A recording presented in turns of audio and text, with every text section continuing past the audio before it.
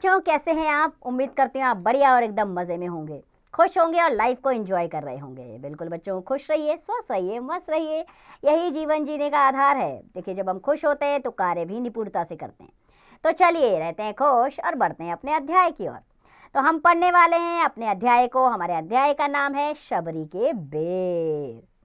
तो बच्चों, भगवान भाव के भूखे होते हैं। उन्हें भक्त की धन संपदा से कुछ लेना देना नहीं होता। सच्ची भक्ति भाव से ना होती है, ना ही यानी कि सच्ची भक्ति जो है वो भाव से होती है, ना कि मूल्यवान वस्तुओं और साधनों से। प्रस्तुत पाठ में यही बात रामायण के शबरी प्रसंग के माध्यम से समझाई गई है। तो आइए हम भी इस प्रसंग का आनंद उठाते हैं। तो बच्चों, बात बहुत समय पहले की है। एक घना जंगल था। वहाँ जंगली जानवरों के अतिरिक्त किसी की आवाज़ सुनाई नहीं देती थी। जंगली जानवरों की भयानक आवाज़ों को सुनकर सभी का दिल दहल उठता था। उसी जंगल में घने पेड़ों और झाड़ियों के बीच में एक छोटी सी कुटिया थी, जिसमें एक बूढ़ी औरत रहती थी। वह भील जाति की थी। उसका नाम था शबरी। क्या नाम था उस बुढ़िया का? शबरी। वह बूढ़ी औरत जंगली फल खाकर अपना जीवन व्यतीत करती थी। यानी कि वो अपना गुजारा कैसे करती थी? जंगली फल खाकर।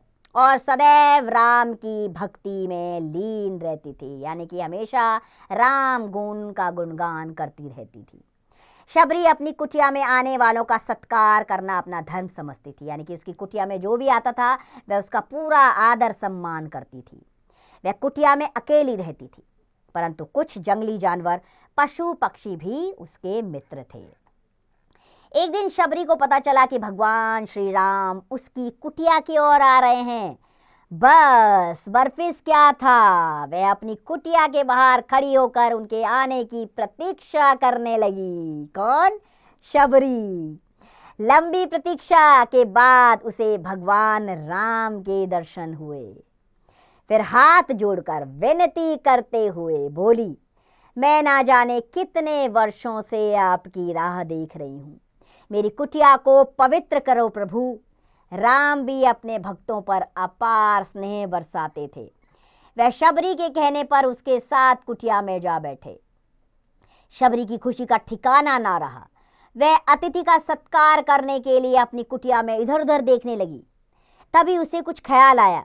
वह तुरंत कुटिया से बाहर निकली और पके हुए बेर तोड़ लाई। उसने बेरों की टोकरी भगवान के सामने रख दी।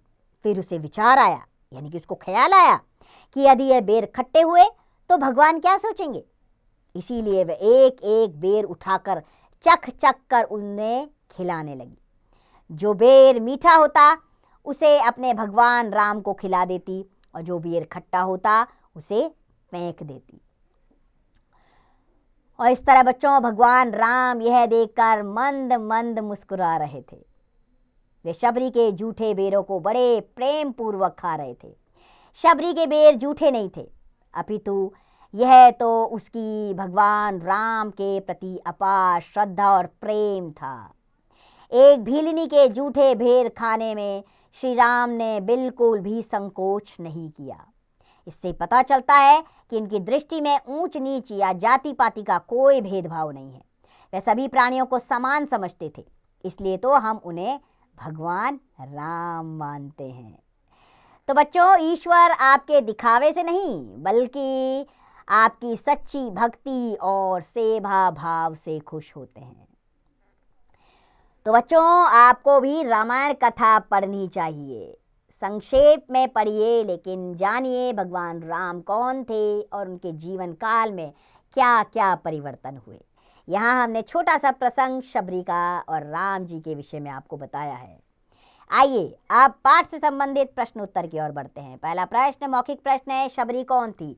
शबरी एक भीलनी थी जो जंगल में रहती थी। इसी प्रकार बाकी के प्रश्नों के उत्तर आप स्वयं देंगे। दूसरा प्रश्न है, सही विकल्प चुनना है। इसमें आपने घने पेड़ों और झाड़ियों के बीच एक छोटी सी डैश थी। गुफा, कुटिया, नदी, नहर। तो छोटी सी कुटिया थी।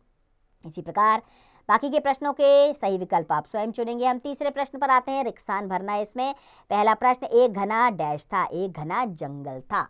बाकी के रिक्त स्थान स्वयं भरिएगा। चौथा प्रश्न, यहाँ पर प्रश्नों के उत्तर लिखने हैं आपको। पहला प्रश्न है, वन में शबरी के मित्र कौन थे? तो वन में शबरी के मित्र जंगली जानवर और पशु पक्षी थे।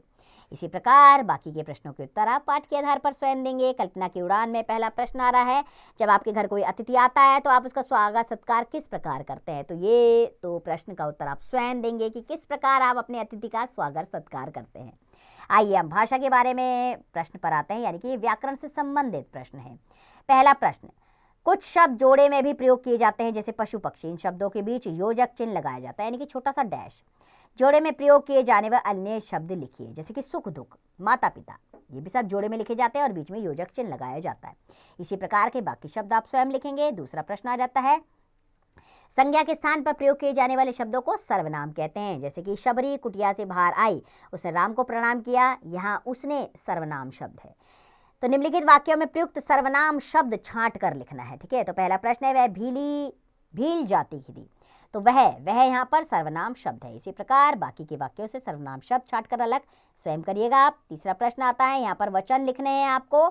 बात क्या है? एक वचन है। इसी प्रकार बाकी के वचन आप स्वयं लिखेंगे।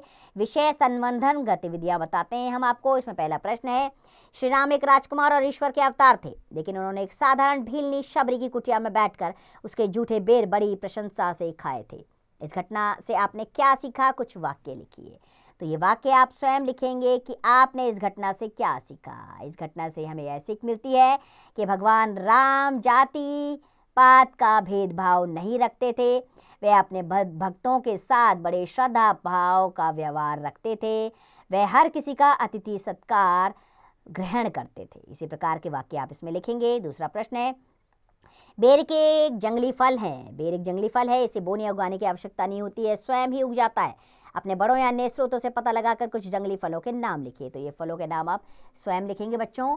और उम्मीद करती हूँ ये अध्याय आपको पसंद आया होगा। इसमें छिपी हुई सीख अवश्य आप अपने जीवन में अपनाएं और आप भी भगवान राम के विषय में रामायण पढ़कर और जानकारी प्राप्त करें। इसी के साथ खुश रहिए, स्वस्थ रहिए, मस्त रहिए और इस पाठ का अभ्यास करते रहिए।